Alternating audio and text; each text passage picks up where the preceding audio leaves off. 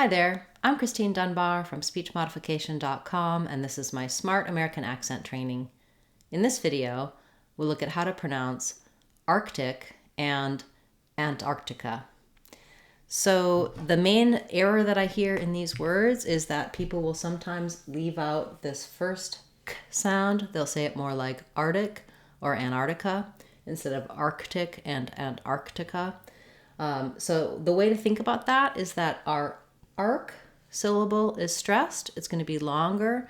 Thinking of it and rewriting it with that K might help you notice the K more. Arc, Arctic. And then because we do have that K and that T together in the word Arctic, we do say this T sound as a T, Arctic.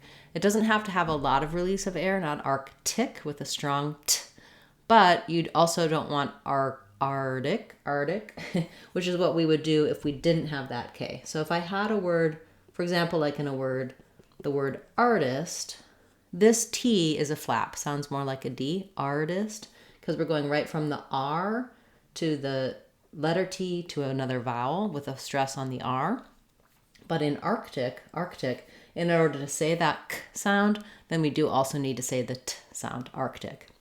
The last letter I is just the relaxed I sound, Arctic. Even trickier, Antarctica. We have the same stress. We do have the Arctic within Antarctica and Antarctica. That's a place where I think for many years I said Antarctica, where I would leave that T off and leave that C off, but that's not correct. What we want is, we do want the T, Antarctica. It's going to be light again on this T because this first syllable, ant, is unstressed, Antarctica. So we might use a bit of a stopped T there, ant. So I'm not leaving it off. I'm not saying Antarctica, ant. I'm going to stop that T. That would be the American way. British way, maybe ant or aunt. They would definitely let that T out, Antarctica. Again, being careful to make sure we have this K in Arctic, Antarctica, and then the I and the K. This is probably going to be an I sound. I've written it here with the schwa like an taka, because you really want to be light and short on it. So you don't need, it doesn't matter too much what vowel you have on Arctica, Antarctica. You're just having your length and your clear vowel on your arc part of Antarctica. Once you can say Arctic and Antarctica by themselves, do try practicing in some short phrases. Sort of figure out where your error may be, like mine was on missing that K and missing that T. Because many words in American English, we do leave the T off, for example, that have NT. For example, in interview, we can say it like that, interview with the T. We often will also say interview.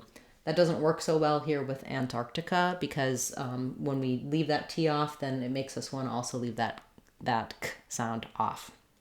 So do try practicing it in some short phrases so it comes smoothly and naturally to you in your everyday speech. Thank you for this request. If you have a request you'd like to see me cover in our Word of the Day playlist, or also names of people, places, brands, let me know. I'll add them to cover in a future class and add them to our playlist for you. I'm Christine Dunbar from speechmodification.com. Remember, if you want to sound like a native speaker, you can do it. speechmodification.com. Thanks, everybody. Appreciate the subscribing, liking, commenting. Really does help the channel grow. Looking forward to seeing you in our next class.